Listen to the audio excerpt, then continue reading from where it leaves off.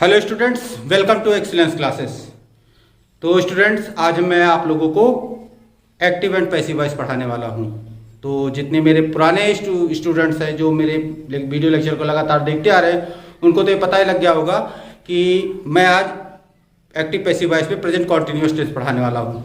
क्योंकि जैसा कि वो लोग जानते हैं कि मैंने अपना एक पहला video lecture present indefinite tense पे पहले ही दे रखा है, जिसमें मैंने आपको बहुत ही सरल तरीके से, बहुत ही आसान तरीके से आपको प्रेजेंट इंडिफरेंट टेंस के सभी सेंटेंस का ट्रांसलेशन करना और साथ ही साथ उनका पैसिव बनाना सिखाया। बताया है कि पैसिव वॉइस बनाने के लिए कुल कितने टेंस की आवश्यकता पड़ती है, कितने टेंस की पैसिव वॉइस बनाई जा सकती है। तो ज्यादा समय न गंवाते हुए चलिए चलते अपनी क्लास की तरफ और देखते हैं प्रेजेंट कॉन्टिन्यूअस टेंस का पैसिव वॉइस किस प्रकार से बनाया जाएगा। जैसा कि मैंने आप लोगों को अपने पहले पुराने वीडियो लेक्चर में बता रखा है कि प्रेजेंट कॉन्टिन्यूअस टेंस होता क्या है। प्रेजेंट कॉन्टिन्यूअस टेंस वो टेंस होता है जिसमें कार्य लगातार हो रहा होता है, जिसमें कार्य के लगातार होने की सूचना मिलती है, उसी टेंस को हम लोग प्रेजेंट कॉन्टिन्यूअस टेंस कहते हैं। अब जिनकी समझ में ये टेंस नहीं आ रहा होगा वो जाके मेरे पहले पुराने वीडियो लेक्चर को देख ले, जो कि मेरा ऑल कॉन्टिन्यूअस टेंस पे आधारित है, जिसको मैंने बहुत पहले ही अपलोड कर दिया था।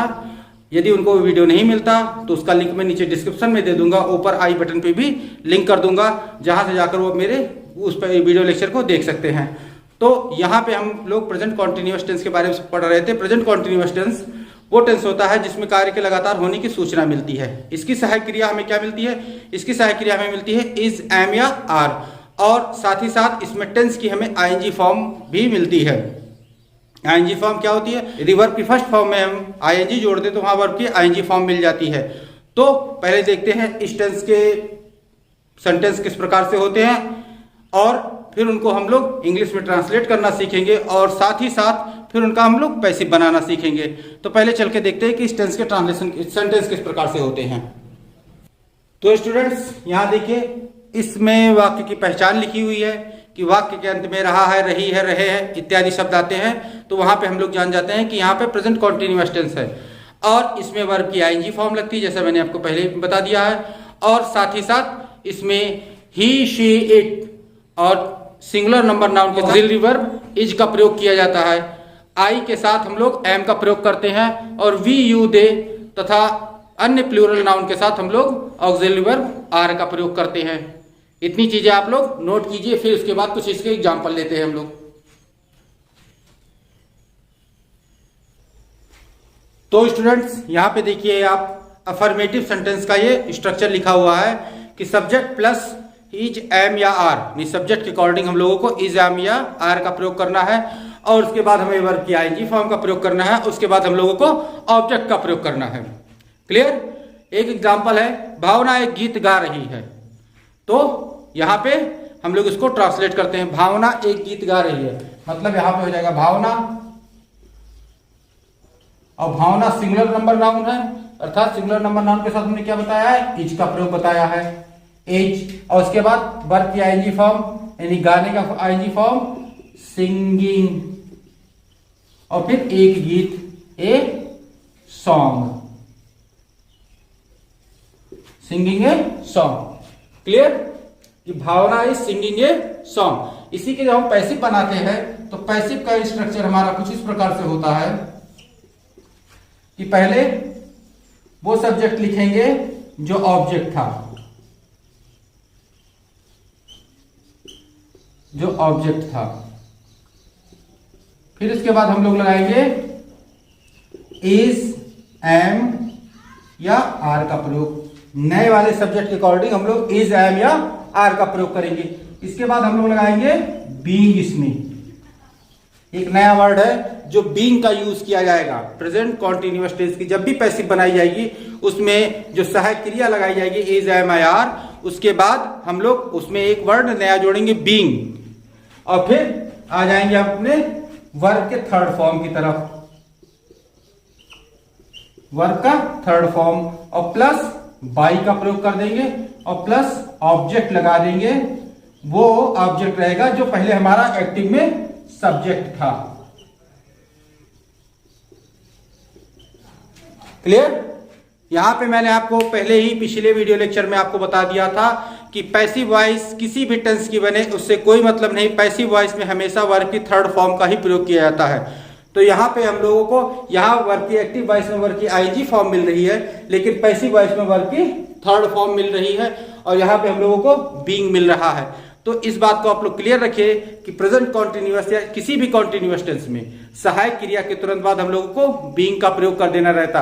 अभी आप जो पास्ट कॉन्टिन्यूअस टेंस को पढ़ेंगे तो उसमें भी बीइंग का प्रयोग कर देना रहेगा। हाँ, फ्यूचर कॉन्टिन्यूअस टेंस का पैसिव नहीं बनाई जा सकती। इस चीज को मैंने अपने पहले वीडियो लेक्चर में क्लियर किया है। जो मेरे नए दर्शक हैं, जो मेरे नए व्यूवर्स हैं, जो मेरा वीडियो लेक्चर पहली बार देख रहे हैं, वो जाकर मेरे पहले पूरे इसके पहले वाले वीडियो लेक्चर को देख लीजिए, जिससे उनको क्लियर हो जाए कि एक्टिव वॉइस क्या होती है, पैसिव वॉइस क्या होती है और उनको किस किस नियम के अंतर्गत एक्टिव से पैसिव में चेंज किया जाता है। तो आप लोग उसका लिंक मेरे नीचे डिस्क्रिप्शन में पा जाएंगे और ऊपर मैं उनको आई बटन पे लिंक कर दूंगा, जिससे आप लोग वो वीडियो लेक्चर आसानी से पा जाए। तो चलिए इसको पहले हम लोग पैसिव बनाते हैं। बनाने के लिए हमने क्या कहा है, वो सब्जेक्ट लीजिए जो पहले ऑब्जेक्ट था, मतलब ए सॉन्ग। यहां पे हमने इसका ले लिया पैसिव में ए सॉन्ग। क्लियर। अब फिर इसके बाद हम लोग इज एम या आर का प्रयोग करेंगे। तो ए सॉन्ग सिंगुलर नंबर है इसलिए इज लगा दिया हमने। फिर इसके बाद हम लोग लगाएंगे बीइंग का प्रयोग कर दिया। अब वर्ब की थर्ड फॉर्म सिंग की थर्ड फॉर्म होती है हमारे पास संग, और उसके बाद बाई का प्रयोग करेंगे और फिर वो ऑब्जेक्ट लगाएंगे जो पहले सब्जेक्ट था, तो भावना ही लगा देंगे क्योंकि सिंग ये हमारा नाउन है, इसीलिए इसको हम चेंज नहीं करेंगे। तो a song is being sung by Bhavna. अब इसको आप लोगों को वर्ब की थर्ड फॉर्म याद करनी पड़ेगी। अगर याद नहीं करना चाहते तो मेरा एक वीडियो लेक्चर है जिसमें मैंने आपको वर्ब की फॉर्म बनाना बताया है। आप जाके उस वीडियो लेक्चर को देख के वहां से वर्ब की फॉर्म बनाना सीख सकते हैं। क्लियर। उसका भी लिंक मैं नीचे डिस्क्रिप्शन में दे दूंगा, ऊपर आई बटन पे लिंक कर दूंगा। सबसे पहले आप इसे नोट कीजिए। ये हमारा निगेटिव का सेंटेंस स्ट्रक्चर है कि subject plus is am are plus not plus verb की फर्स्ट फॉर्म, उसके साथ आईएनजी या वर्ब की आईएनजी फॉर्म प्लस ऑब्जेक्ट। अर्थात इसका ये निगेटिव स्ट्रक्चर में जो इसका एग्जांपल लेते हैं हम, ये हो गए छात्र प्रतियोगिता नहीं देख रहे हैं। अब छात्र प्रतियोगिता नहीं देख रहे हैं तो अब हम लोग इंग्लिश में ट्रांसलेट करते हैं कि छात्र प्रतियोगिता नहीं देख रहे हैं। छात्र प्लूरल है तो यहां लगा देंगे स्टूडेंट्स, और प्लूरल के साथ लगेगा are not watching the competition.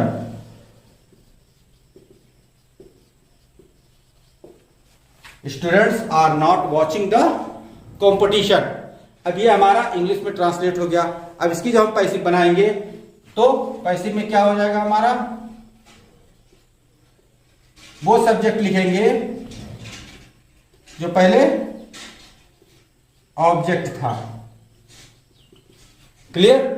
ये वाला जो ऑब्जेक्ट था यही इसका सब्जेक्ट हम लिख देंगे बनाकर। उसके बाद फिर क्या लगाएंगे, इज एम या आर का प्रयोग करेंगे। फिर हम लोग लगाएंगे नॉट, फिर लगाएंगे बीइंग, और बीइंग के बाद वर्ब थर्ड फॉर्म में लगा देंगे हम लोग। फिर लगाएंगे बाई, फिर लगा देंगे हम लोग ऑब्जेक्ट, वो ऑब्जेक्ट जो पहले सब्जेक्ट था। क्लियर। ये हमारा पैसिव वॉइस का स्ट्रक्चर हो जाएगा। अब इस पैसिव वॉइस के स्ट्रक्चर के अकॉर्डिंग इसको हम पैसिव में बनाएंगे तो पहले हमारा द कंपटीशन पहले आ जाएगा। इसका हो जाएगा द कंपटीशन, उसके बाद द कंपटीशन सिंगुलर नंबर है, मतलब यहां आर लगा था, इससे कोई मतलब नहीं। यहां जो नया सब्जेक्ट आ रहा है इसके अकॉर्डिंग हम लोग नया ऑक्सिलरी वर्ब को यूज करेंगे। तो यहां इज लगाएंगे क्योंकि ये सिंगुलर नंबर है, इज। इसके बाद हम लोग लगाएंगे नॉट, फिर लगाएंगे बीइंग, और उसके बाद वर्ब की थर्ड फॉर्म, वॉच की थर्ड फॉर्म क्या हो जाएगी, वॉच डू।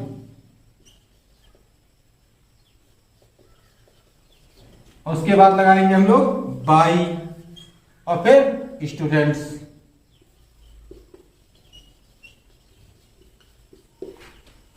क्लियर।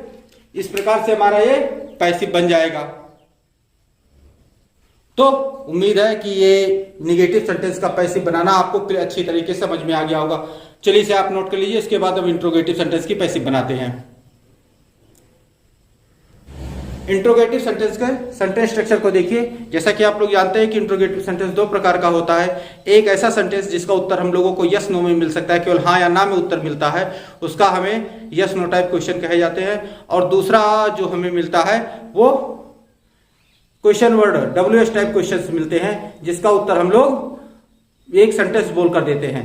तो आप लोगों को यहाँ पे सबसे पहले मैं पहले टाइप वाले क्वेश्चन वर्ड को बताने की कोशिश करता हूँ कि यदि आप ये पहला वर्ड के क्वेश्चन आ जाए तो इसको पैसिव किस प्रकार से बनाएंगे। तो सबसे पहले आप इनको देखिए और समझिए कि इनका पहला क्वेश्चन वर्ड का जो सेंटेंस होगा, इनका ट्रांसलेशन सबसे पहले किस प्रकार से किया जाएगा, और जब ट्रांसलेशन हो जाए तब फिर पैसिव किस प्रकार से बनाई जाएगी। तो चलिए देखते हैं इसको हम। यहाँ पे देखिए कि इज एम आर, ये इसका सेंटेंस स्ट्रक्चर हुआ। Is am are plus subject plus verb की आईएनजी फॉर्म प्लस ऑब्जेक्ट और प्लस क्वेश्चन मार्क।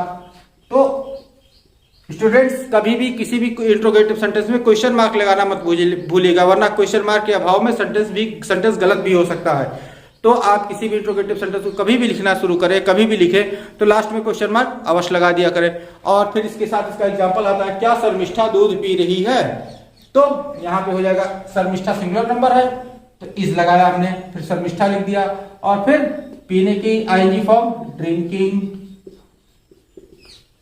और उसके बाद दूध का लिख देंगे ड्रिंकिंग मिल्क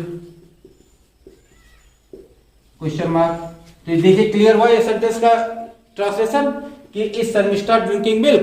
अब इसकी जब हम पैसिव बनाएंगे तो पैसिव बनाने के लिए जो हमें सेंटेंस स्ट्रक्चर मिलेगा, इज एम आई या आर, इसको तो हम लोग शुरू में ही रहने देंगे। इसके बाद हम लोग सब्जेक्ट का यूज कर लेंगे जो सब्जेक्ट हो। इसके बाद हम लोग लगाएंगे बीइंग, जो इज एम आर के तुरंत बाद बीइंग का प्रयोग करते थे, उस बीइंग को हम लोग यहां लगा देंगे उठाकर सब्जेक्ट के बाद। यानी इज एम आर अगर सब्जेक्ट के पहले चला गया तो बीइंग हमारा सब्जेक्ट के बाद चला जाएगा, तो यहां पे हम लोग बीइंग का प्रयोग कर लेंगे। और उसके बाद हम लोग लगा देंगे वर्ब की third form. Clear.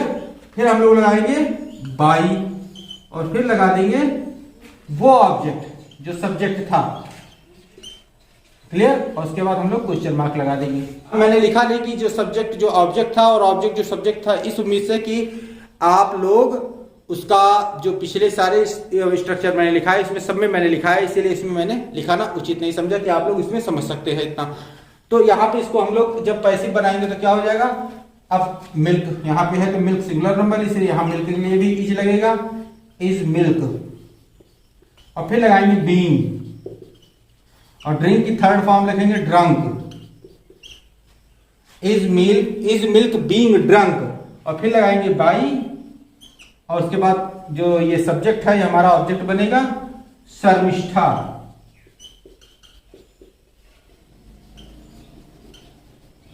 Question mark. Clear. आशा ये आपको समझ में आ गया होगा। तो चलिए इसे आप नोट कर लीजिए। फिर आगे बढ़ते हैं हम लोग WH टाइप क्वेश्चंस की तरफ।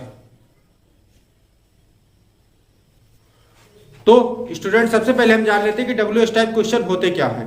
जैसा मैंने आपको पहले भी कई वीडियो लेक्चर में बता दिया है, आज इसमें फिर एक बार क्लियर किए दे रहे हैं कि WH टाइप क्वेश्चंस को पहचानने का, हिंदी में पहचानने का सबसे आसान तरीका है कि उसमें वाक्य के बीच में कब क्यों कहां कैसे ये सारे शब्द आते हैं। हिंदी में कब क्यों कहां कैसे शब्द आ जाते हैं, और इंग्लिश में W फैमिली के शब्द मतलब why, where, how, what, when, ये सारे वर्ड सेंटेंस में सबसे पहले प्रयुक्त होते हैं। तो वहां पे हम लोगों को समझ में आ जाता है कि ये WH टाइप क्वेश्चन वर्ड के सेंटेंस है। तो आप लोग सबसे पहले उन सेंटेंस को ट्रांसलेट करना सीखिए, फिर उसके बाद मैं आपको बताता हूं कि इसकी पैसिव किस प्रकार से बनाई जाएगी। तो सबसे पहले उसका हम लोग स्ट्रक्चर नोट कर लेते हैं। तो स्टूडेंट्स ये हमारा क्वेश्चन वर्ड टाइप क्वेश्चन का स्ट्रक्चर है। तो पहले हमें क्वेश्चन वर्ड मिलता है, फिर इज एम आर मिलता है, फिर सब्जेक्ट मिलता है, फिर वर्ब की आईएनजी फॉर्म मिलती है, और फिर ऑब्जेक्ट मिलता है, फिर क्वेश्चन मार्क मिलता है। इस प्रकार से ये हमारा स्ट्रक्चर होता है।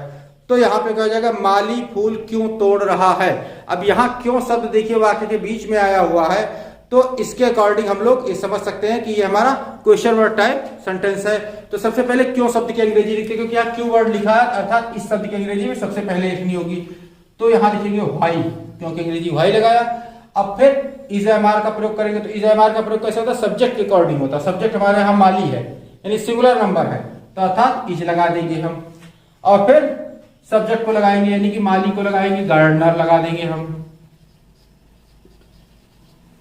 और फिर वर्ब की आईएनजी लगाएंगे, प्लकिंग। और उसके बाद फिर हम लोग लगा देंगे ऑब्जेक्ट। ऑब्जेक्ट क्या है, क्या चीज तोड़ी जा रही, फूल, तो फ्लावर। और उसके बाद हम लोग लगाएंगे क्वेश्चन मार्क। अब यहां पे आप लोग देख लीजिए कि प्लकिंग शब्द आया है, अर्थात तोड़ने की इंग्लिश यहां पे हमने प्लक लिखी है। तो आप लोग इस चीज को ध्यान रखिए कि तोड़ने की इंग्लिश 3 होती है। पहली हमारी होती है ब्रेक,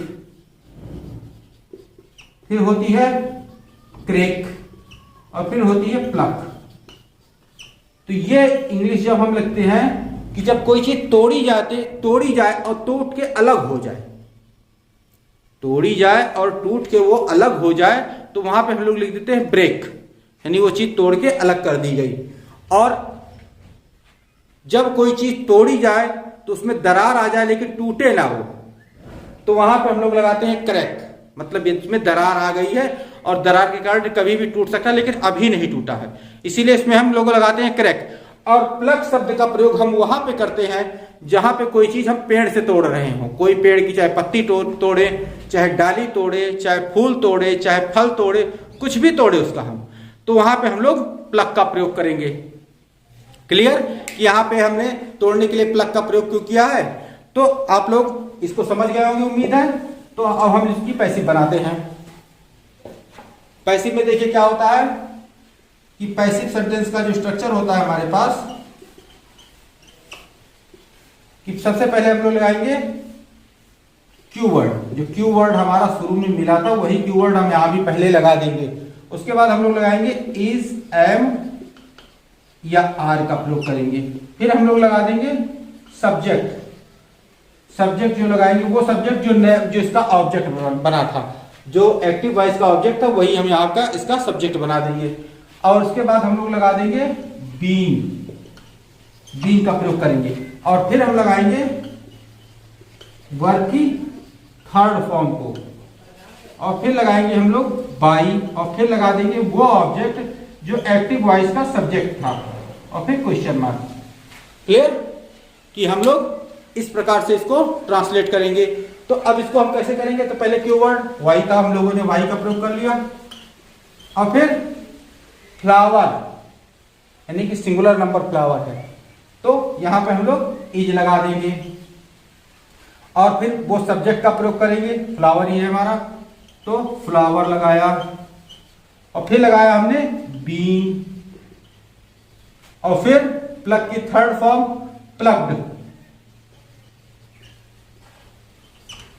प्लग्ड। और फिर बाई का प्रयोग करेंगे हम लोग।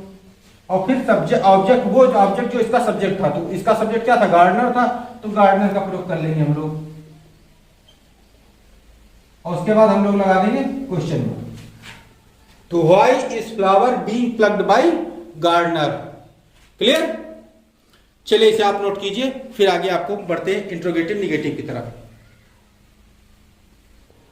अब एक और आता है जो अपने आप में एक अलग सेंटेंस होता है। इसका स्ट्रक्चर देख लीजिए कि यदि हु आ जाए तो हु के साथ हम लोग कैसे डील करते हैं, इसको हु को किस प्रकार से हम लोग पैसिव बनाते हैं। तो सबसे पहले हु हो जाएगा, हु के साथ हम लोग इज लगाएंगे, एम आर का प्रयोग नहीं करेंगे क्योंकि हु सिंगुलर नंबर हमारा सब्जेक्ट है, तो हु के साथ हम लोग इज लगाएंगे।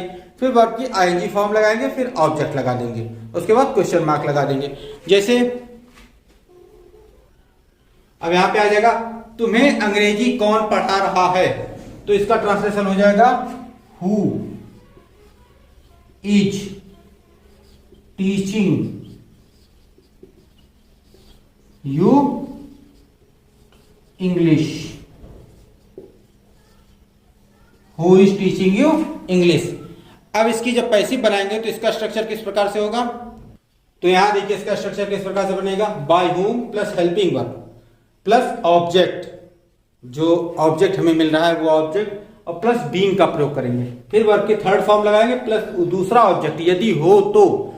हमने आपको पहले पिछले एक्सरसाइज में क्या बताया था, पिछले वीडियो लेक्चर में मैंने आपको ये बताया था कि ऑब्जेक्ट अगर डायरेक्ट इनडायरेक्ट मिल जाते हैं तो जो ज्यादा इफेक्ट डालता है सेंटेंस पे वो ऑब्जेक्ट हम पहले ले आते हैं, जो कम इफेक्ट डालता है उस ऑब्जेक्ट हम बाद में लेके चले जाते हैं। ज्यादा डिटेल में जानने के लिए मेरे पिछले वीडियो लेक्चर को देखिए, आपको क्लियरली समझ में आ जाएगा। तो यहाँ पे दूसरा ऑब्जेक्ट यदि हो तो प्लस क्वेश्चन मार्क लगा देंगे। तो अब हम लोग लगाएंगे सबसे पहले इसका बनाने के लिए बाय हुम, और उसके बाद हम लोग लगाएंगे हेल्पिंग वर्ब। अब यहाँ पे हेल्पिंग वर्ब इज है तो इज का प्रयोग कर देंगे, बाय हुम इज, और फिर ऑब्जेक्ट। अब यहाँ पे यू है तो यू लगा देंगे हम, और फिर इसके बाद बीइंग का प्रयोग करेंगे, और फिर वर्ब की थर्ड फॉर्म यानी कि टीच की थर्ड फॉर्म टॉट। टॉट हो गया, और उसके बाद दूसरा ऑब्जेक्ट यदि हो तो दूसरा ऑब्जेक्ट हमारे पास इंग्लिश मिल रहा है, इसे हम डाल देंगे यहां पे, और उसके बाद क्वेश्चन मार्क लगा देंगे। क्लियर? यहां पे हम लोग दूसरा ऑब्जेक्ट यहां बाद में डाला question mark, by whom is you being taught English. ये हमारा इसका पैसिव तैयार हो गया। आशा है हु वाले सेंटेंस की पैसिव बनाना आपको समझ में आ गया होगा। चलिए आप नोट कीजिए। तो स्टूडेंट्स, इसी के साथ हम लोगों का प्रेजेंट कॉन्टिन्यूअस टेंस की पैसिव बनाने का मुख्य नियम जो होते, मेन रूल होते, वो खत्म हो गए। अब सिर्फ एक रूल बचा है जिसका नाम है interrogative negative sentences. Interrogative negative sentence जैसा कि आप लोग जानते हैं कि जैसे हम इंट्रोगेटिव निगेटिव सेंटेंस बनाना शुरू करते हैं तो पहले हेल्पिंग वर्ब यूज करते हैं, फिर सब्जेक्ट यूज करते हैं, और सब्जेक्ट के बाद तुरंत हम लोग नॉट का प्रयोग कर देते हैं। इसके बाद अदर जो कुछ रूल होता है वो हम आगे लगाते हैं।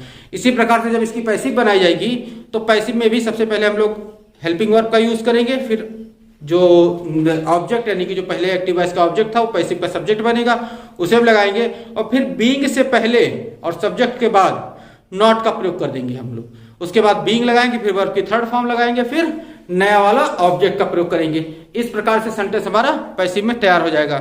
आशा है ये सेंटेंस स्ट्रक्चर और ये प्रेजेंट कॉन्टिन्यूअस टेंस आपको ढंग से और अच्छी तरीके से समझ में आ गया होगा। तो यदि आपको मेरा वीडियो अच्छा लगा हो और पसंद आया हो और आपने इससे कुछ भी सीखा हो तो इसे लाइक कीजिए, और साथ ही साथ अपने दोस्तों में शेयर भी करते रहिए। और मैं साथ ही साथ अपने सभी नए दर्शकों से कहना चाहूँगा, नए व्यूअर्स से कहना चाहूँगा कि यदि मेरे आप पहली बार आए हैं तो आप मेरे चैनल को सब्सक्राइब कर लें, जिससे कि मेरे नए वीडियो लेक्चर की सारी नोटिफिकेशन आपको सबसे पहले मिल सके। तो wait for my next video lecture. Till then stay tuned with our channel. Keep watching, keep learning, take care, thank you and bye.